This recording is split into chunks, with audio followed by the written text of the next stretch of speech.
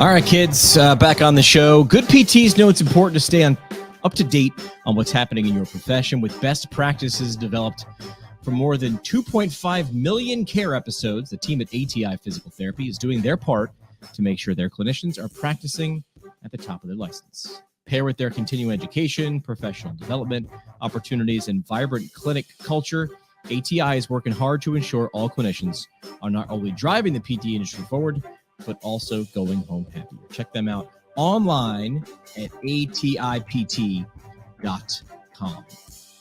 MW Therapy, our friends from MW Therapy, delivering a modern all-in-one outpatient EMR with the built-in patient portal, marketing automations, and billing features you want at a great value. Check them out at mwtherapy.com, where switching your EMR is easy. And here's a question for you. Would adding an additional $290 per patient per quarter help your business?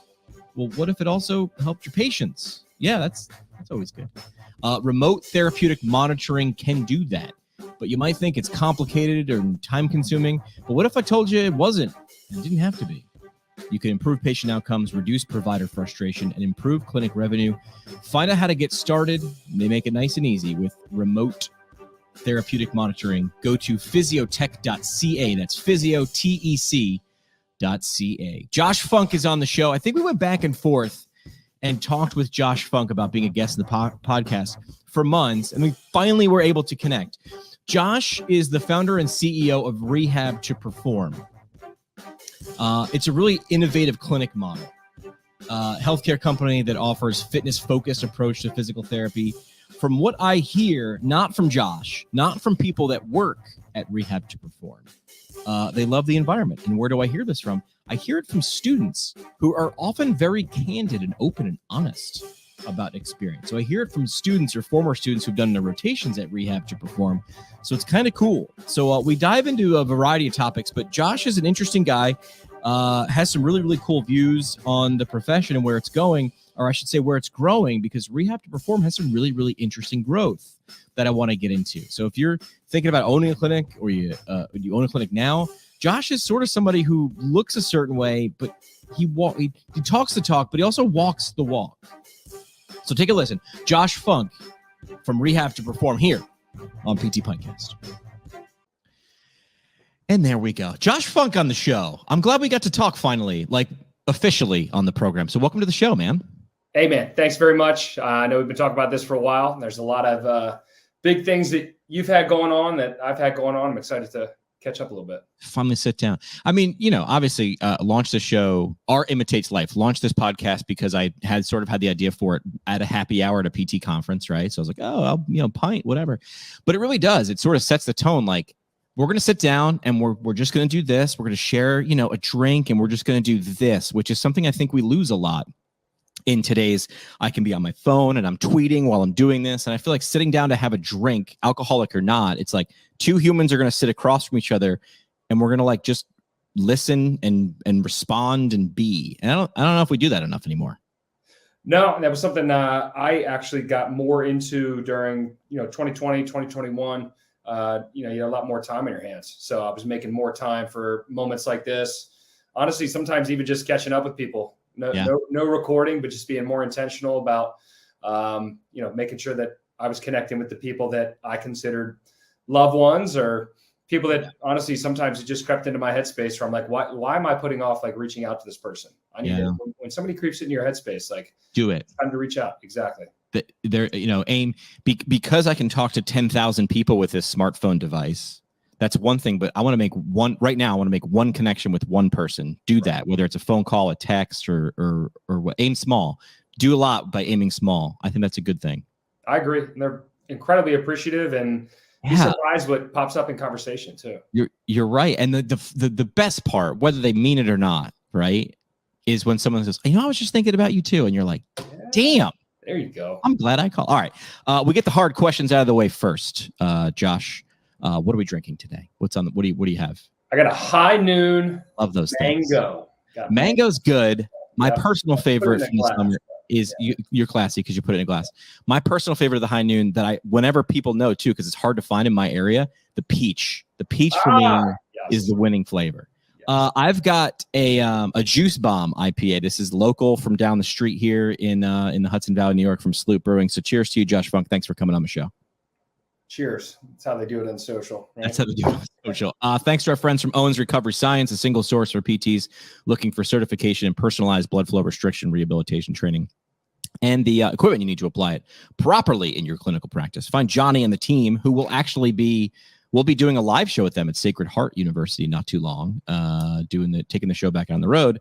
Find Johnny and his team at owensrecoveryscience.com. We're getting to merge those two things back together. Johnny's going to do a BFR course at Sacred Heart, and then I'm going to come in, like I think it's a Saturday, Sunday course, a 2-day BFR course. And I'm doing the podcast on Friday night. So people roll into town, the students are there, we get them all hyped up on whatever.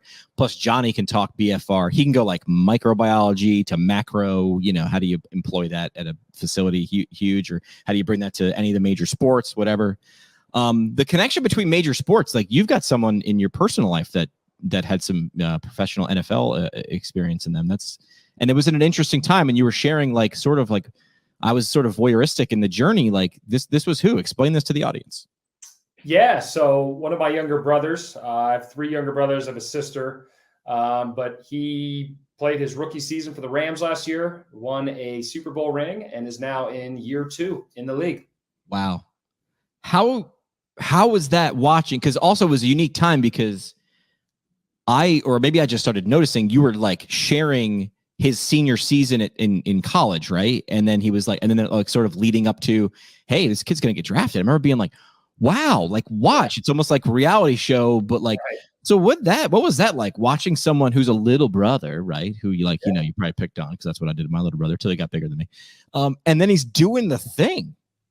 Yeah, no, it's pretty crazy. I mean, for everybody who kind of can remember back to college football season of 2020. In the beginning, we weren't even sure if we were going to have a season. Right. The season did not technically start, I think, until October for the Big Ten.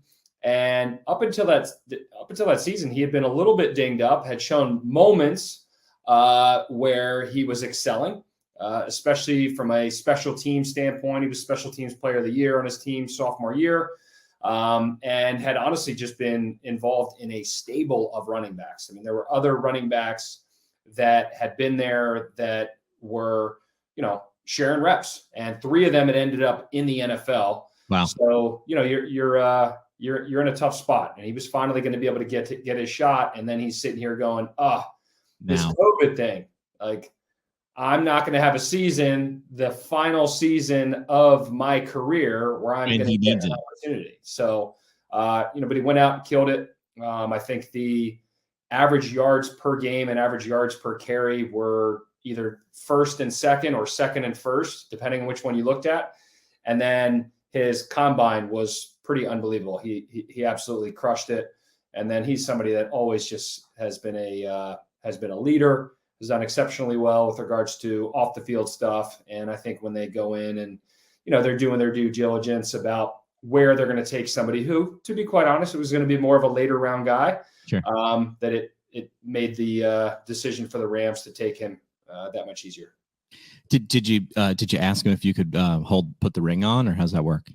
No, I haven't seen it yet, to be quite honest. But no, I'm obviously very happy for him. You don't get to write a whole lot of stories. Yeah. Where you go from a COVID season where you're not even sure you're going to play to the following season winning a Super Bowl, fulfilling a childhood dream. Crazy. Well, congratulations to him. It was cool to watch, especially it was also not watching through his words. It was watching through your words, explaining what it was like for you to watch your little brother, like, maybe we're going to do this. Hey, we're close. It was like really like, there was drama and tension. It was like really cool to watch. So congrats to you and the fam for having that go on. Absolutely. Yeah.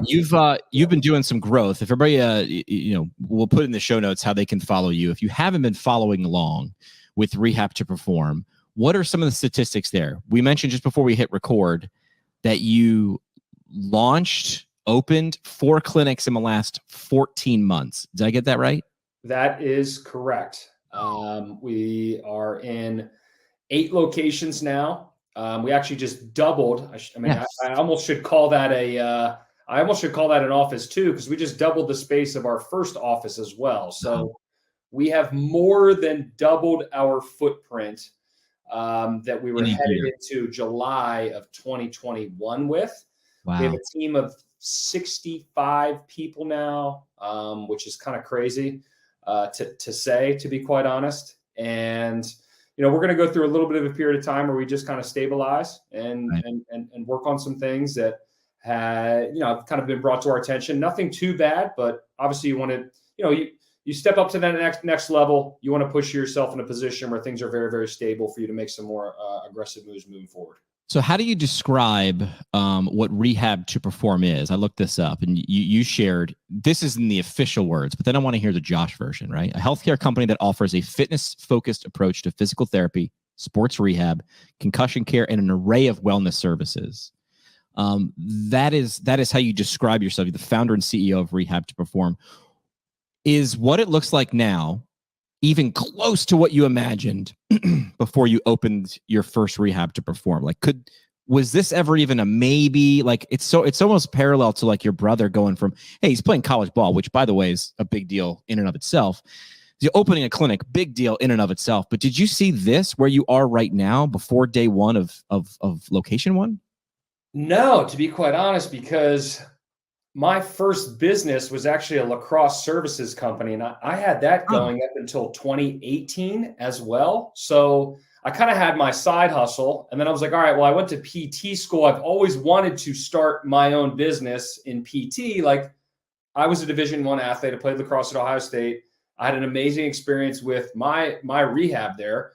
And I was like, someday I'm going to create a company that is going to provide a Division I athletics training room, strength coach style of environment, something that's like super social. It's a little bit loud, but it's challenging. It keeps you connected to the things that you have going on right now.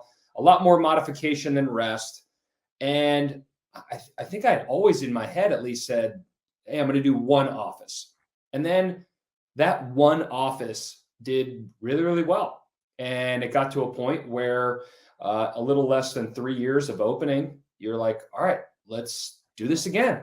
To be a thing. And, things just kind of compound. You have aha moments. You have moments of validation from outside sources. You have moments of validation from inside your people that you've attracted to your team. And you continually get little like nudges where, people or events or awards or whatever just kind of keep putting you in a situation where you're like, man, this is really special. And I'm finally starting to realize how special it is. And I think that is why now we've done what we've done over the past 14 months. And ideally we continue to do things like this moving forward. Growth is the word.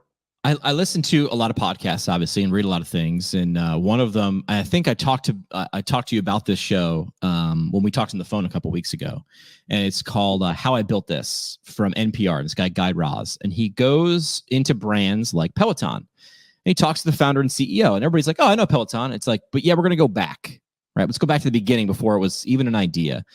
And the funny part is, a lot of times, and this happens most of the time over and over again, is the founder and CEO, they start with a problem that really affects them.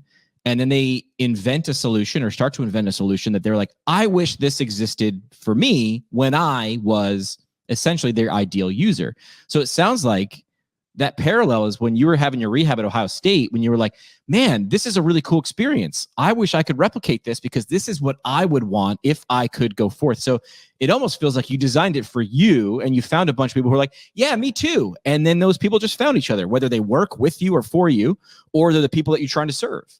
Well, and I joke with people that I talk to about it now where like I tried to come home after my experience at Ohio State and it was just night and day different. Yeah. I was doing virtual or digital rehab way, way, way back in the summer of, I think that was 2006. Because you were like two sessions. What's that? You were doing like telehealth in 2006, like virtual stuff? My first visit when I came home for PT during the summer was miserable. My mom said, go back for a second time, give it a second chance. And again, I walked into this very, very sterile, quiet environment. Yeah. with equipment that was nothing like I was having access to at Ohio State, with professionals, unfortunately, that were more prepared to be everything to everyone, as opposed to what I needed in this particular niche. And I spent most of the time with a person who was younger than me, aiding with a sheet that never mirrored what I needed from our summer packet. My summer packet had been provided to me, and I needed to be with somebody that was able to kind of like modify things and tweak them according to what I was currently able to do. So after that, I called up my first mentor, who now is the assistant athletic director at Ohio State, Janine Ullman. She was our PT there. Worked with her, the athletic training staff, the strength and conditioning staff, and I was doing remote rehab all summer. But fortunately, my original injury was a torn labrum, torn rotator cuff, and I never had to get surgery. Never had any more pain after that experience, and just fell in love. I ended up just coming back and hanging out in the training room for the next 2 years, just asking 1,000,001 different questions. And I was clearly hooked on that environment. Obviously, you layer that in with all of these other things that you bring into college. Love to talk to people, have a general love of fitness. Was always very, very curious about the human body, and generally liked being around other individuals that were very, very motivated to reach their fullest potential. And healthcare at its root, at least I think, should be self-actualization. So how do we create this environment where self-actualization is occurring? And I felt like I was getting that at college, because I was getting people that spoke the language, were working with an environment that was not medicalized, that just looked like a gym, and largely were trying to put me in a position where I was pushing my potential on a given day. It wasn't, hey, do this sheet of exercises that you deem to be useless, with these pieces of equipment of which don't challenge you and aren't able to actually put you in a situation you're prepared for sport. Yeah, but good on you, because a lot of people might have just said, well, either I'm just going to go along with this because this is what I was sent to do, or hey, this sucks, I'm just not going to do anything. But you did the third option, which was, hey, this isn't for me. I'm going to keep pushing until I find something that works for me, because my goal is to get better. And then you went and you created it. So Rehab to Perform, who works there? What are the type of people? Like, what, if right now this was an interview and you were interviewing someone to come work with you, to be, employee 66 or whatever you're at now, which is kind of crazy to think about it. How would you say, or what would you say, the DNA of someone who works at Rehab to Perform needs to have? What are some good qualities? I think a big part, and I'll use this word more and more often, and it goes along with the word autonomy, but we have a lot of entrepreneurial people. We have a lot of people that I think want to take ownership over certain things. They want to be able to have a certain amount of independence with how they're doing things. They want to have what it is that they're doing be part of something greater. Maybe they don't want to put themselves in a situation where they had a tremendous amount of risk. That is your entrepreneur. But the more that I sit here and we move forward, the more I'm finding people who naturally are self-starters. They're okay with making progress instead of being perfect. And they don't need their handheld with every aspect of their days. And I think largely when we attract those individuals, the more likely they come in, they have their core values in front of them, they have their operating principles in front of them, they know what the expectations are, and it largely just allows them to operate. And I think the more that we find people that are those self-starters, they have a lot of belief in their own personal level of autonomy, the more that we're able to keep moving forward. Like, this is not the Josh Funk show. This is the 60 some people have combined together to create group thought and ideally come to solutions as quickly as possible. And that's the only way that you improve the people, improve the process, improve the product. And you're putting yourself in a situation where it's a collection of people's best practices. Yeah. You take the best of, or the, I like how that entrepreneur, like, not everybody wants to be the person in the CEO's office. Some people are like, hey, I'm really cool here being innovative. I ran radio stations. I didn't mind that job, but you know what I liked even better? I liked being the number 2 guy, because it gave me room. I knew that all the big things were taken care of by my boss. I loved that. And my bosses were, I lucked out. My bosses were always super smart. And it gave me latitude to watch what they were doing and think of the next thing. You know, if you want to go back to the football metaphor, it's real difficult to look downfield for a receiver who's open if you're always worried about getting sacked. And I remember for me, when I took over and I was the guy, I was like the program director of the station, I was always worried about getting sacked, right? Do not get sacked, right? That's just number one. But it's hard to be innovative when you're always panicked. I mean, going back, you said self-actualization. That's Maslow's hierarchy of needs, right? Yep. I can't look at the top of the pyramid if I'm always worried about the bottom. That's the whole idea. Right. So having a bunch of people who can have insight and input tends to be pretty valuable. You've always got to be adding people to that, though, and you've got an innovative solution for that. You threw out another statistic on social media a day or a couple days ago about how many different students you had in placements. Like, about how many is that across your 8 locations? Because it sounded a lot. Yeah, we'll have I think it's either 25 or 27 in the month of October. We have 127 university contracts across the country. And the best part about that is, I mean, there's many, but a big thing that I think that a lot of people are realizing right now is it's tough from a job market standpoint.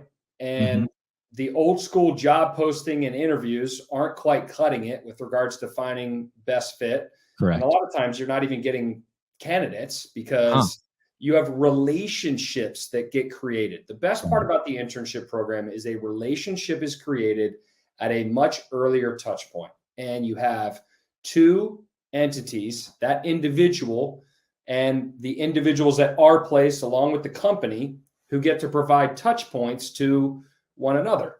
And then when the time is right, you hopefully have a situation in which both parties know exactly what they're getting into when it comes to a contractual agreement, right? The agreement to work for and the agreement from the company to provide for. And we've been very, very fortunate where I think over 60% at this point in time of our clinicians have gone through the internship program. Wow. And, it allows us to continue to operate where we're able to forecast. And I think that's really, really helped us out. As we add locations, we already know who we're going to be hiring because the team has signed off, quote unquote, on people. And those people have expressed interest after their internship with us in potentially joining our team. Yeah. You don't have to bat 1,000 in this situation, right? If you have someone come in, that person's like, hey, listen, love what you're doing, not for me. That's a win for the organization. They didn't waste their time. We didn't waste ours. No love lost. If this just ain't your bag, that's okay. This isn't for everybody. And I don't think a lot of people, especially people coming out of PT school, and this is no knock on them, but if they haven't been in the job market before, you have to wrap your head around what a cost hiring someone who's the wrong fit is on an organization. It just took you, the employee, out of the job market for 3, 6, 9 months, maybe at the wrong location. You got to start all over again. How much you invest if an organization invests. So having that test drive all the time, man, that's valuable. And I'm not just saying it feels good. That's a cost savings and a time savings, which we know is an even more valuable asset. That, and also, I mean, it's a culture add. They add a different dynamic to the clinic. I remember we went through the pandemic, and like the number one thing that clinicians would say would be like, man, we miss the students. They just add a more fun vibe. You're on your toes more. You're answering off the cuff questions more. There's little stuff that just naturally pops up because they're learning stuff on the fly. And there's learning opportunities that are provided, but you really can't put a price tag on what a very, very well-rounded and comprehensive internship program does for your company. Well, like how you called it a program, right? Like, I'm not going to call anybody out though, but I've heard from other people too. We have mentorship in an internship organization. You come in and the person you're paired with is sort of looking for their notes. Oh yeah. How does this work or what's required? That's not a program. Right. That's someone who got stuck with the short stick or the short straw that month, and they've got to take a student versus a program, which is like, this is start with the end in mind, right? Stephen Covey says, start with the end in mind. The end in mind is a more close to autonomous practitioner if it's your last rotation, and then go backwards to where that person is and meet them where they are. That's a program. I've experienced, and I've heard from others who've experienced being paired with. I mean, I've heard about people who show up to work for their first clinical rotation, first day on a clinical rotation, and the CI that they're paired with didn't even know they were getting a student till that morning. What does that say to everybody to everybody involved? What does that say to everybody? Yeah, that's unfortunate. I mean, you have such a great opportunity as a business to provide people who are trying to enter the profession with a certain level of optimism, excitement for what it is that they set out for originally, was to probably impact lives and generally enjoy a career in said profession. So for us, I mean, we take it very, very, very serious. And a lot of us have contributed to it over the years. But at this point, like, we have a fully developed Kajabi online platform that they get provided to them. It has resources, scheduling, expectations, like a very, very intentional and scheduled out list of things that they will be going through while they spend time with us, that they hold on to even after. And in that as well, there's clinical, there's financial. I've put some business references in there as well. But ideally, it's more of a holistic experience, in addition to, okay, let's create the time at the office while they're with us to make sure that there's one-on-one blocks, to make sure that they're a part of in-services, to make sure that they're all presenting by the time that they're done with us, and as well, potentially providing touch points for them to interact with each other. I mean, we got an R2P intern house. We have 4 interns that will live with each other from all over the country for blocks of time. So that adds a whole nother dynamic where, I mean, our first intern house, we had somebody who's now up at Cressy Performance, another person that's working for the Memphis Grizzlies, another person that's out in Colorado, and another guy that didn't even end up getting his PT license, but's crushing it with a fitness company. So like, those are the touch points that then happen under this roof of the R2P intern house. So I don't want to say this because, I mean, maybe we should keep the idea internal right now, but this sounds like a reality show. Like, what if we started shooting a reality show and like, listen, there's a branding opportunity. We got sponsorship. I don't know, man. But if we just threw some cameras around there and did some one-on-one interviews, cool to me. You know, sounds a lot like a reality show. But I mean, we're joking about that, but I mean, that is value, right? If you're watching, we preface this in the first thing we talked about.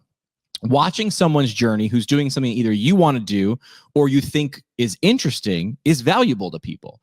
You put thought. It was thoughtful to create a Kajabi online platform with a bunch of information that is updated frequently, which is up to par, which shows, hey, we thought about who we were going to pair you with. We thought about what we were going to have you to do on day 1, on day 29, on day 67. This was thoughtful. That's what people look forward to. I feel like I belong here, or at least I feel like someone wanted me to be here if that much thought was put into it. Yeah, I feel like a priority rather than just priority. Correct. Some of these places you're either getting a full schedule, day 1, hey, here you go, here are your patients, or you're the person over here that really does no more than like an aid. You're folding towels. You almost feel like you're an inconvenience. Right. And for I've us, felt like that before. I've felt like that before.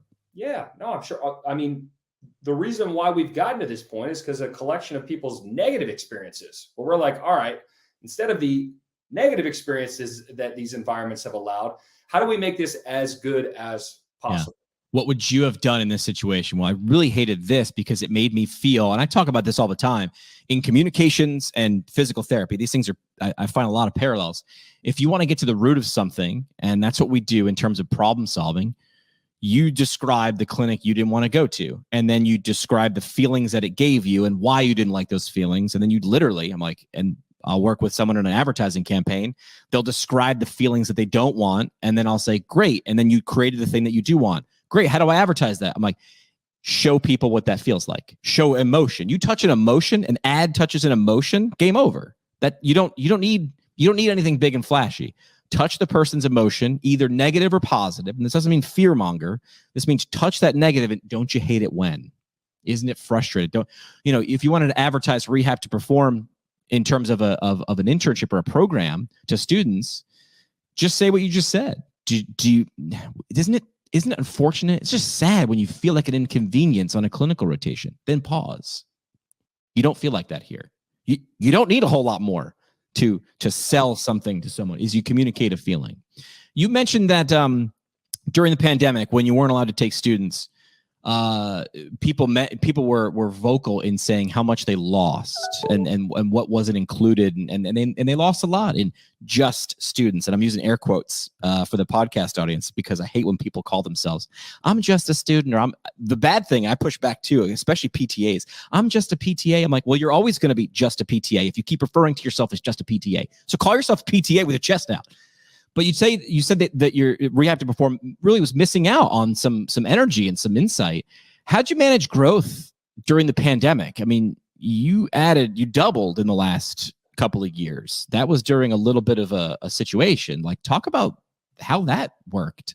Yeah, I mean, 2019, right around Memorial Day, we added our third office, and then we actually added our fourth office New Year's of 2020. So we had two offices that within a year of pandemic ground zero had been opened. One within 2.5 months. And I was like, tie that into the close of the NBA season. But part of that growth, really, we had no choice because we had to either swim or we were going to sink. When I talk about that fourth office that we added, that was the one at the beginning of 2020. That is in a very, very expensive market. For anybody that knows Bethesda, Maryland, right outside of DC, that is not an inexpensive place to do business. No. And I had never put myself in a situation where I was actually concerned that we would have to close up shop. And I ran that by legal team. I explored all of these different ways to potentially get around some of the contractual obligations to figure out, if this goes on for a certain length of time, what is my absolute fail-safe to ensure that I can get out of this with as little of a casualty as possible. So I explored the worst of the worst. Wow. My nature is always to think forward, think in solutions, and put myself in a situation during that time period where it was like, I have no choice but just pick my feet up every day. And we were incredibly resourceful. I think one of the number one things that I can remember doing is spending more actually on marketing for short periods of time, especially in the digital space, because a lot of people were pulling their ad spend out because a lot of people had less money. They were being a little bit more cautious, a little bit more passive with their approaches. They wanted you to just kind of sit back. So our ad spend actually went up, and we actually ended up with more of our target demographic coming in with less cost per those ads that were going out. For anybody who's familiar with how the digital advertising metrics are done, but that was a big thing. We got really, really good at doing different things online, whether it was webinars, workshops. I went around to all the area gyms and was doing gym reviews, which helped me develop relationships. Anybody who can think of Dave Portnoy's pizza review, I was doing something similar with regards to gym reviews. So, you were doing anything during that period of time to grab attention, to be quite honest. And I kept thinking about where is the attention right now? And the attention was in the online world. So for anybody who's involved in the marketing for your respective company or organization, you probably hear the word ecosystem a lot. So our ecosystem looked a lot different because we're unable to do in-person workshops, unable to go to events, unable to go do demos, unable to go to networking things. Like the in-person side of things had been completely removed. So we almost had to reinvent ourselves. And it ended up leading us to continue to grow. And we were profitable in both years. Thank goodness. It helps when you have two other offices that are doing really, really well to buffer some of your losses at some of your newer offices. Yeah. But regardless, we kept growing. And I think it goes back to a lot of what we were talking about earlier, where you're hiring an R2P person, we had a lot of people operate on offense. That was a year of where we need to be on offense at all times. Do not have the opportunity to sit back on our heels, be defensive, wait, and put ourselves in a situation where we are not actively making things happening. We're either making things happen from a policy and procedure standpoint as it relates to COVID. We're either forecasting for future problems that we think might happen. We're operating on offense with regards to some of our marketing approaches and changing things. But that was a year where offense for us meant rapid change and making sure that we were staying ahead of things. And it put us in a situation where our first time being on the Inc. 5000 was in early part of 2020. Second time was the early part of 2021. And then we recently were just named it for the third straight year. Offense. Yes, offense at all times. And I did steal that from Phil Knight at Nike. That was one of their main operating principles early on. I'm going to bring up something on the screen. So if you're watching the live stream or the video, you can see what we have on the screen here. And I made this T-shirt after a little bit of an altercation at work, and the shirt reads "Innovators Play Offense." And Absolutely. This came up after I was told I was doing something. I won't call him out. I think I called him out in an episode. I grabbed a microphone at like 6 o'clock in the morning. I was so mad. And often you have people who are organizers and people who are innovators. You have creators and organizers, right? And a lot of times we structure businesses, and you have to have organizers. These are people who dot the I's and cross the T's. They make sure a lot of things. They make sure Jimmy McKay doesn't run out the door and forget to have insurance on his car. Organizers are important. Here's the thing. They can't be in charge of everything all of the time, or else you never innovate, because the organizer will say there's no procedure for that. Meanwhile, the innovator or the creator is saying, let me jump and we'll create the process while I'm in the air before I hit the ground. So I sold a bunch of these Innovators Play Offense T-shirts because I work in an innovation lab. My day job is work at Mount Sinai Hospital in the Abilities Research Center. And the guy who runs the lab, his job title is Director of Rehabilitation Innovation. And sometimes, I shouldn't say sometimes, a lot of times we'll run into, well, you can't do that because it doesn't exist. And we'll say, I don't know if you read my job title. I am an innovator. I am inventing this. So you have to work with me. It's like that bridge layer. Like if we're creating the bridge, you can't say nothing goes there. It's like, I know we're going there. We are going there right now. I'm putting the next tile in the bridge. And by the time I'm done, we'll be there. Then you can write the policy.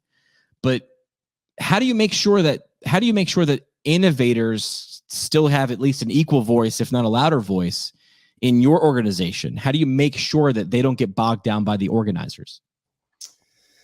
Man, that's a great question. I think the first thing that I actually was going to when I think about the innovators is not putting people in a situation where they would then get reprimanded for a potential misstep. Good. And I think it's a great answer. First, reinforcing when something doesn't quite go the way that you wanted to, ensuring that you start a conversation more along the lines of, I appreciate that you took the initiative. Right.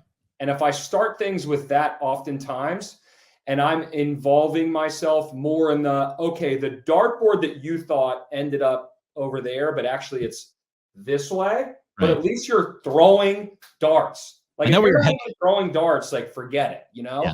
Like, so I think the way that we handle some of the missteps or the missing of the mark, so to speak, matters a whole lot more. And you're naturally going to have some people that, they're your integrator. If we talk about rocket fuel from Gino Wickman, right? Like you need the integrator for the visionary. Your innovators are the visionary people in the company. And at the end of the day, if people understand their roles a little bit more, like our operations people are always going to be more organizationally minded. But the more that they're pairing up and making sure that there's blocks of time between both of them, when they both appreciate their respective roles and how they naturally operate, I think you're more likely to end up making sure that the darts you're trying to throw are ending up where they need to be. Yeah, I lucked out being in media. We had to invent a lot of stuff all the time. You're constantly innovating and inventing. And if something didn't work, we didn't just berate somebody. Oh, that thing tanked. Yeah. The first question and this happens in sports a lot too. Where was your head at? What were you thinking there? You threw that pass. What were you thinking? I thought you were going to cut. Oh, that makes sense. That makes sense. You saw me step and you thought cut. I was never thinking that, but I could see why you were thinking that. Right. From your point of view, that made sense though. So it wasn't a bad pass. We just didn't understand each other at that moment. And that's okay. Hey, next time I know you're thinking that. I mean, I was watching, remember Ivan Rodriguez, Pudge Rodriguez, the catcher for the Rangers?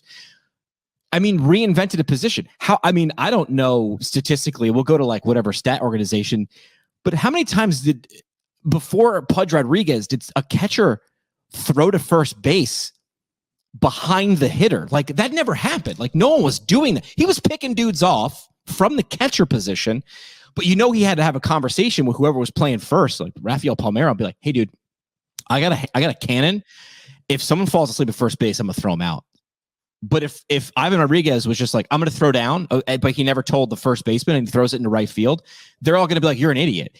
He wasn't an idiot, but he had to make sure that they understood, hey, dude, my head is on a swivel and I might just gun someone down because I'm thinking about it. But you have to have that type of culture in place, or that guy's never going to, Ivan Rodriguez might have been like, well, then catchers don't throw down, so I'm never going to do that. And I don't know how many people he picked off doing that, but it was a lot because there was a highlight reel of him doing that. It was sick. Yeah, no, it just makes me think of like another operating principle outside of offense at all times is like progress is greater than perfection. And, your organizers are always going to have a natural affinity to be perfect. But again, as long as they're working together and there's regular lines of open communication, I think you're always going to, or at least almost always going to end up in a situation where, okay, you have one person that wants to get to 100 as quickly as possible. The other person wants to make sure that there's a million things just to safeguard us just to get to 10%. And then there ends up being some kind of a blend of the two, but ideally erring on the side of that person that wants to get to, 80, 90 later stages of something being driven to completion. Do you know Seth Godin? Do you know that guy? He's a writer of business. So he has this thing called Ship It. And if you just Google Seth Godin, the Ship It Journal, he's got this whole thing because what you're talking about there freezes a lot of ideas before they ever even touch another human, because someone wants to make it perfect before they ship it. And he's like, ship it anyway. He's like, get really close. He's not saying like ship 10% done, but he's like, if you don't ship it, it'll never suck enough for someone to give you feedback, right? For then you to improve. So that was the fun part, or I think part of my upbringing in radio is like, you're on the air in 30 minutes. And the great quote, I think this was Churchill or somebody, I don't know, one of those dudes who had a lot of quotes, is like, you don't go to war with what you need, you go to war with what you have. And a boss used to tell me, he's like, you don't go on the air with what you need. I'm like, I need these 3 clips. He goes, you got one. So that's what you're going on the air with, because it's in 30 minutes. You don't have 32 minutes, so you can't get it. So it was that sort of mindset, which is ship it with what you got, fudge the rest. And it doesn't mean you're not trying to improve. It means like, I go on the air in 30 minutes. I don't have it. So what I do have is what I'm going with. And I think a lot of times we get caught. I think social media is to blame. I did an Oxford debate a couple years ago at APTA's Next. And the prompt was, is social media hazardous to the profession of physical therapy? And I was just assigned the pro position, meaning I had to say it was. And I was like, here's one of my biggest arguments. All you see is the highlight reel. Dude, if you watch someone who has 50,000 Instagram followers, it's real tempting to just wait and never post until you're perfect and good enough and on par with that person who's 50,000. Do you know how that person got to 50,000? Their first 2,500 posts sucked. And then the next 2,500 sucked less. And that perfection, like, so hearing you say that, progress trumps perfect every time. It has to, or that's the only way I know. I'm immortal. That's the only way I know how to do it. It just makes me think of the catchphrase I hear sometimes: "Send it, right? Send it, full send, freaking send it, right?" Yeah. Sometimes you got to think less, and sometimes those posts that aren't perfectly orchestrated, or that project that wasn't quite where it needed to be, lit the spark in another individual on your team, right? Yeah. Hey, they saw it at 65. Now they've taken it to 80, and now another person comes in, and it's just the right moment. And because we're making progress, somebody else is pulling it to the next stage. But if we're just waiting for it to be perfect, we never get out of the blocks. You're never going to. So good. I'll put that in the show notes too. It's called the Ship It Journal, and I keep the PDF on my desktop. I have a thing about a lot of things on my desktop. I don't like a lot of files on my desktop on my computer, but that's one of them. And whenever I'm sitting there, I'm like, I don't know, this has to be perfect. I look at Seth Godin's words, and it's almost like Mad Libs. He like walks you through because he's like, I'm in your mind. I understand. You want perfect. I got bad news for you, son. It's never coming. So ship it, and then figure it out in rewrites. And then, you know what? And that was the other cool thing about radio is like, dude, Monday sucked. It's like, well, here's Tuesday, like suck less. And then hopefully by Friday, you don't mind listening to yourself. If someone wanted to reach out, if they want a spot, if they're like, hey, I need to be in the Rehab to Perform internship house, where do you send them? At Rehab to Perform on TikTok now, as well as Instagram, and I finally caved. We've actually been spending a little bit more time on YouTube as well, but for anybody who is directly interested in the internship program, internship at rehabtoperform.com. Dr. Jamie Schindler does such a good job with outreach and the coordination of the internship experience, making sure you're set up with one of our PTs who, as we talked about, is very, very excited to have you. Knows you're coming. As a part. Yep. Knows you're coming well in advance. We have a whole calendar. That individual can look at their intern calendar schedule, know what school you're from, as well as having, your resume on file, knowing how your interview went. So they have a better idea of what they might need to do to make the most of your experience. And then other than that, for anybody who wants to reach out to me directly at Dr. Josh Funk, TikTok, Instagram, Twitter, LinkedIn, I've been spending more time on as well, but really just about anywhere and everywhere. All right, cool. All right, you ready to do 3 questions? We got a tradition on the show. We're going to do 3 questions. You ready? Yep, let's do it. 3 questions on the show. 3 questions brought to you by our friends from Physical Therapy and Balance Centers. If you're thinking about opening a practice or selling yours, you should know this. On average, a private practice that joins their network grows more than 40%. Check them out online. We just did an episode about dizziness and balance with Brian Warner. Physicalfranchise.com. It's FYZICAL franchise.com. First question for you. We personalized this for Josh Funk on the show. Who is someone the audience should know more about who has similar mindset of Rehab to Perform? Who's someone they can be in the world of physical therapy or not? Does not matter. Man, I'm going to have to go with somebody inside R2P that a lot of people don't know about because he's not necessarily Mr. Social Media, but Dr. Zach Baker. He runs the educational side of the company. We just had an accredited sports residency. We'll have an orthopedic residency moving forward at some point. He's also our chief clinical officer, spends all of his Tuesdays with our clinical staff, co-treating, meeting with them one-on-one. And I think he's one of those people that, obviously I'm biased, but he has such a special gift for teaching and the educational side of things. And I think he's also just such a special person. But he's not, always the most active and engaged person on social media. He doesn't have a Twitter. He's not on TikTok, but if you're on Instagram, I guarantee he'll get back to you within 24 hours. And he's pretty old school, kind of like you mentioned earlier. He'd love to just jump on the phone and have a conversation. Yeah, it's the way to do it. Second question of 3 questions. You're going to give a gift to one of the students who's graduating. It's going to be a book, or you're going to give them a movie, something. You're going to give them something to read or watch or listen to, book, movie, podcast. What would you give someone as they're leaving Rehab to Perform and either coming back as a clinician, or they're going to go out into the world and they're going to take on the world? What's something that you hold near and dear that you would actually give as a gift? You like it that much, you would gift it. Man, it's tough. I'm torn between conscious capitalism and the patient will see you now. And I think the patient will see you now directly ties to different pain points in our current healthcare system.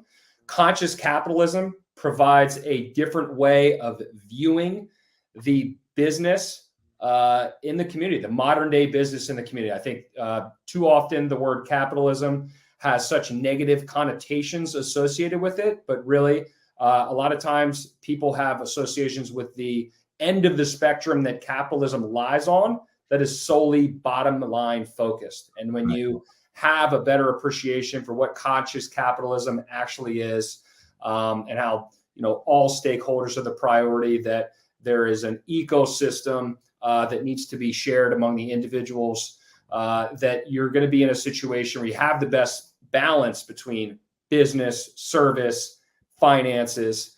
But I think those two books in itself would give somebody a very, very good foundation for ways to operate both individually and potentially within the ecosystem of their community or business in their professional career. Third question on 3 questions. Why should someone care about being thoughtful about creating their own internship experience, patient customer experience? Why is thoughtfulness? Why should they care about being thoughtful? I think this will be my entrepreneur hat or my business owner hat on while I say this, but I think that when you went into business because you looked at hopefully the potential that could be created as a result of your ideas. You looked at something, there was a pain point present, there was a way of doing things differently. And I think that it would be short-sighted to potentially only look at things when it comes to the business world in a silo. All of these different things kind of feed one another. Your service that you are providing, your training to your staff, the way that your brand is communicated out, the kind of experience you're providing for patients, high school interns, college interns, DPT interns, the level of connectivity that you're having with community partners. You live in an ecosystem. And if you're choosing to neglect a certain area of your ecosystem, then it's also very, very hard for you not to look at your level of success and attribute it to the fact that you were in control of a touch point in your ecosystem and you chose to do nothing about it. Yeah. When I talk to people now, and the hiring thing I know is a huge pain point for a lot of people. I do a little bit of business consulting, and I'm working with people right now on literally just setting up an internship. Like, you have no touch points. You're not involved on social media, and you don't have an internship program. How the heck is anybody going to know? Where's the on-ramp? Or anything, right? Like, why would they reach out to you? Your job posting that looks like just like everybody else's job posting. So I think sitting back and recognizing that, your primary focus initially, great. I'm sure you probably owned that. You've probably done a really, really good job. But what else is going to affect your ability to continue to move forward, to continue to self-actualize your business and self-actualize for the people that are involved in your business? Last thing we do on the show is called the parting shot.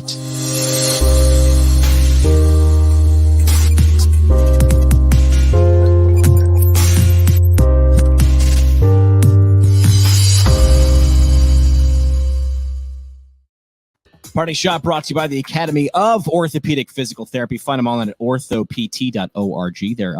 Their gold standard course, Current Concepts of Orthopedic Physical Therapy, is in their 5th edition right now. You can grab it online at orthopt.org. CrossFit athletes, treating the female athlete through the lifespan, available now. They've got a great course on management of headaches and migraine, all available at orthopt.org. So check them out. Last thing, parting shot, Josh. Last thing you want to leave with the audience, your mic drop moment. What do you got for them? Biggest thing, kind of is a little bit cliche, but you're only going to be as good or as impactful as your network. You can be exceptionally good at whatever it is that you do, but without an effort towards connecting with other individuals, and it doesn't have to be just professional. In fact, I think it's almost more important to connect yourself to the community, and ideally not just online, but in person. You're going to be incredibly more impactful. You're going to be useful to other people because you've positioned yourself such that you're providing your thought leadership. You're adding value beyond just the services that you provide. And you're what healthcare needs to be. Healthcare has largely been solely reactive. Come find me when you need me. But I think the more that we're extending beyond our comfort zones, we're getting involved with the world around us, the more likely that we're going to contribute to some things that have a much greater impact besides just providing a reactive service. Yeah, your network is your net worth. I heard someone smart say as well. Josh Funk, appreciate you taking time out. I have a feeling this won't be the last time we have you on the show. Looking forward to CSM. I believe you're going to be out there as well. We're trying to throw a party at some point at the San Diego. Absolutely. And speaking of reality TV show, we're probably going to have an R2P and B with a pretty sizable home of R2P characters. So, maybe there's a potential live podcast in place for that. I don't know. I mean, the OnlyFans. I'm just saying, maybe it's an OnlyFans channel. Who knows? Who knows how this works out? I'm going to Google that and see what it is. They say the best conversations happen at happy hour. Josh Funk, thanks so much for coming to ours. Thanks, Jimmy. Appreciate the opportunity, man. Love what you're doing.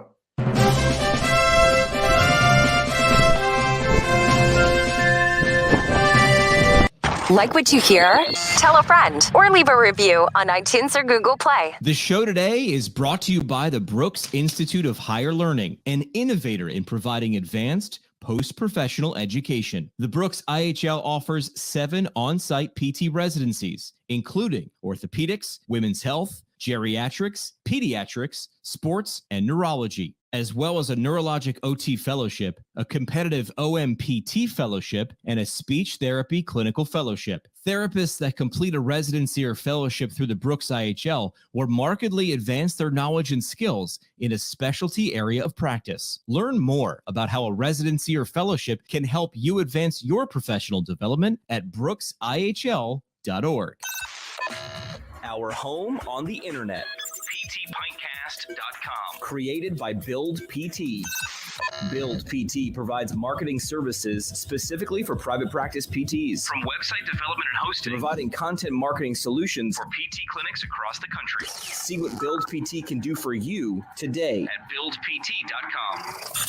The PT Pintcast is a product of PT Pintcast LLC. It is hosted and produced by PT Pintcast CEO Jim McKay and CBO Sky Donovan from Marymount University.